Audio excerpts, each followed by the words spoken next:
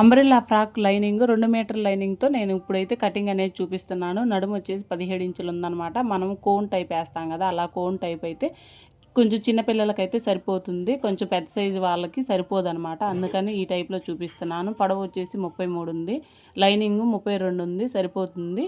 ఇదైతే 4 ఫోల్డింగ్ వేసుకోవాలన్నమాట. మడత వచ్చేసి మనం క్రాస్ లంగాకి 6 ముక్కల లంగాకి వేస్తాం కదా, ఆ టైప్లో అనమాట. ఈ నడుము వచ్చేసి 16 ఇంచులు అయితే 4, 7, 17 అయితే 5. పేపర్లో చూపిస్తున్న విధంగా అయితే నడుము కొలతలు అయితే సరిపోతుంది. ఇప్పుడు 17 ఇంచులు అనమాట. అంటే ఫ్రంట్ సైడ్ కొలిసానమాట. అటు సైడ్ ఇటు సైడు 5 ఇంచులు పెట్టుకొని టేప్ తోటి ఇలా స్ట్రైట్గా డ్రా చేసుకొని కటింగ్ చేసుకుంటే సరిపోతుంది.